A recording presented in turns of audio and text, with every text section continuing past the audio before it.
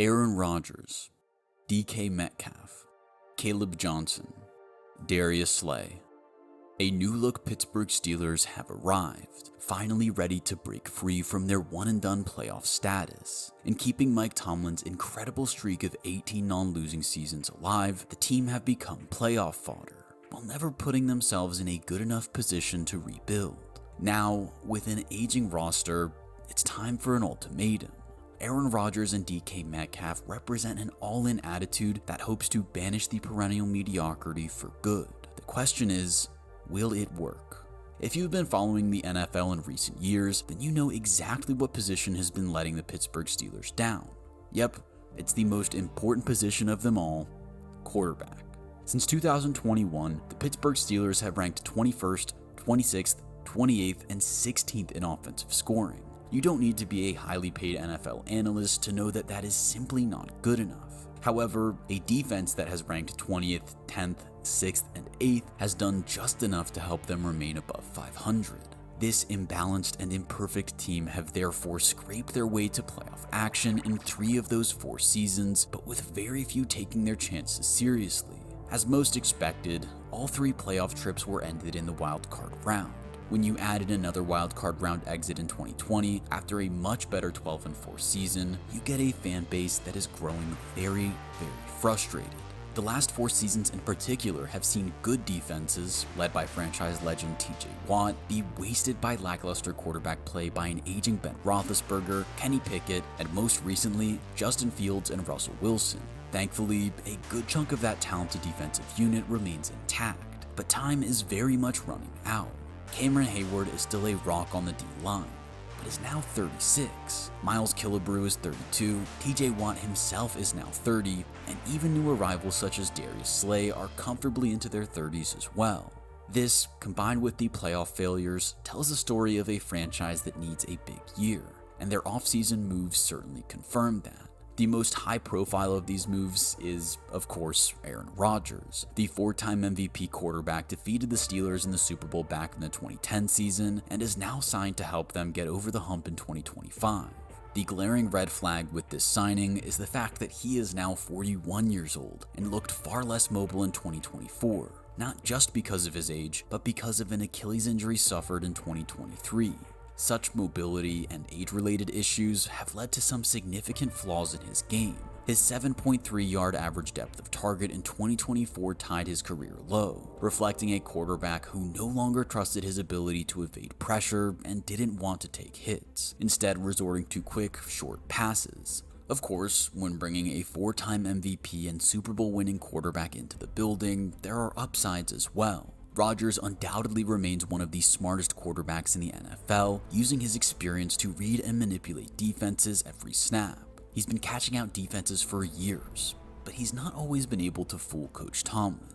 These two should be a fun partnership now that they are sharing a sideline. On top of his impressive quarterbacking IQ, Rodgers can still sling it as well, when given time in the pocket, which is ultimately why the Steelers brought him in. He will be operating behind an improved offensive line, with Troy Fautanu finally getting some run after missing the majority of his rookie season with injury. His fellow 2024 rookie Zach Frazier was quality at center, so there's plenty to be excited about on that front. Steelers fans will be hoping they can keep Aaron Rodgers upright so that he can offer up a level of quarterback play that is greatly superior to what Steelers fans have had to endure since 2021. After all, with this defense, Mike Tomlin is head coach, and several key pieces on offense, Pittsburgh doesn't need an MVP caliber Rodgers to help this team improve. The only question is, what quality of play can he still offer at age 41, and can he avoid making too many enemies in the building? We all know that Aaron Rodgers isn't exactly afraid to make his feelings known, whether that be through sly digs on the Pat McAfee show or in his press conferences. He had somewhat of a free rein to do and say what he wanted in 2024 in New York, but it's hard to imagine him getting away with quite as much in Pittsburgh. Mike Tomlin's 18 years as head coach have given him more than enough authority to put Rodgers in his place, and there are several veteran players in the locker room who are also unlikely to stand for any nonsense. It's fair to say that the range of outcomes with Rodgers leading the team is pretty wide, up to and including everything from a deep playoff run to an ugly, bitter fallout and Tomlin's first losing season in almost 2 decades. The other big moves for the Pittsburgh Steelers this offseason took place in the wide receiver room. DK Metcalf arrived via trade from the Seattle Seahawks, temporarily giving the team one of the most explosive wide receiver tandems in the NFL in terms of both play style and personality. In reality, that partnership was always going to be short-lived, with Pickens being traded to the Dallas Cowboys shortly after. Let's be honest, there is no doubt that Pickens is a talented receiver who had his moments of quality, but he brought with him almost as many problems off the field. From moaning in the locker room to getting into fights on the field, it's no surprise Tomlin had had enough. And in fairness to Tomlin and the Steelers, they tend to be proven right with their decision-making at the position. In DK Metcalf, the Steelers are getting a quality X receiver to pair it with Rodgers. He is one of the freakiest physical specimens in the NFL, which says a lot when you consider just how many players there are in the league. Whilst not always showing the most polished route running ability, Metcalf is a beast against press coverage and is a danger to take any slant to the house. You really do have to account for him on every play, and with no season below 900 receiving yards, the Steelers can be pretty confident they will get good production from him.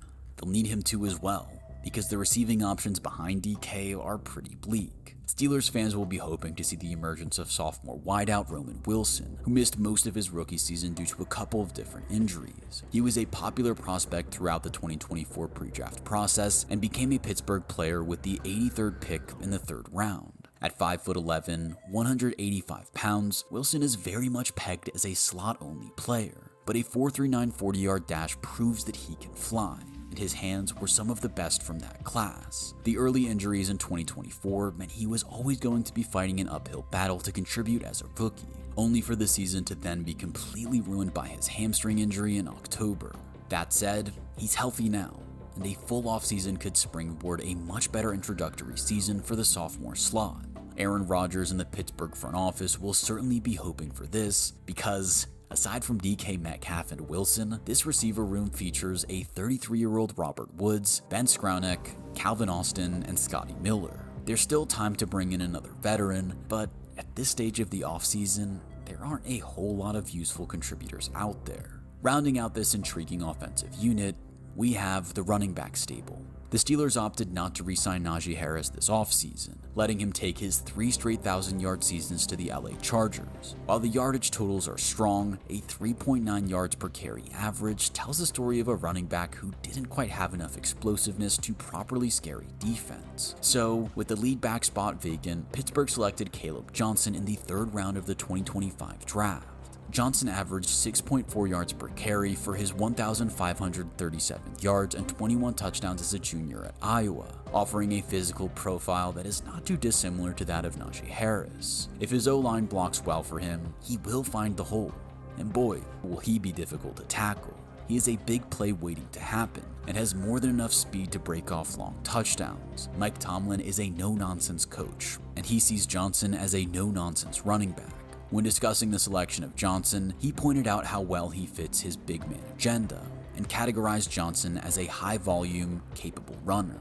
By all accounts, this is a rookie who is going to have a lot on his plate early and often, and he clearly already has the respect of his head coach. Defenders in the AFC North better watch out, because this guy is going to be a handful when he reaches top speed. Johnson is exactly what you want as the early down ball carrier, which is great for Aaron Rodgers, because he always has 2 backs working alongside him who are perfect on passing downs. Jaylen Warren has been a favorite of Steelers fans for a while now, contributing well as both a rusher and receiver. He has collected 1,295 rushing yards over the last 2 seasons at 4.8 yards per carry, while also bringing in 680 yards through the air over that time.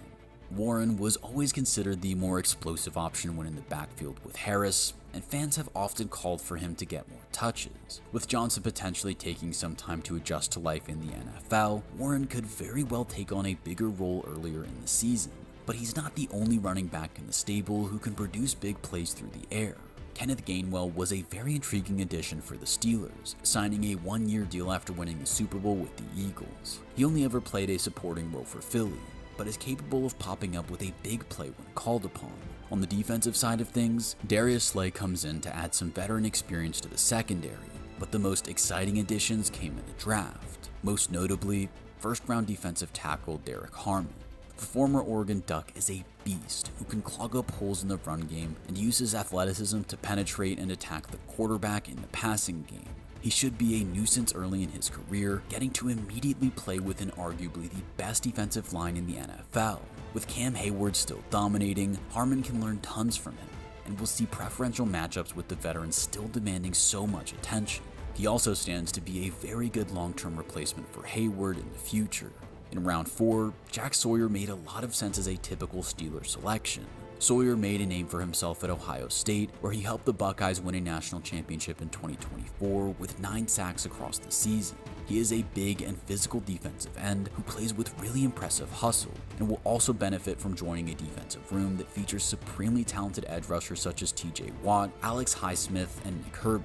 The D-line and pass rush was a strength for Pittsburgh in 2024, and you bet it's going to be even more of a nuisance in 2025. Overall, the additions to the Steelers roster in the 2025 offseason are fascinating. This is a team that has been knocking on the door for years now, only let down by woeful quarterback play. Now, with Aaron Rodgers in the building, their time might finally have arrived. Rodgers won't waste the talent on this roster like quarterbacks of the past have, and he should be helped out by a better offensive line. With Cam Hayward now 36 years old and Aaron Rodgers coming in as a 41-year-old quarterback, it really does feel like this is one final Hail Mary to get the team across the line. The question is, can they? Let me know what you think in the comments.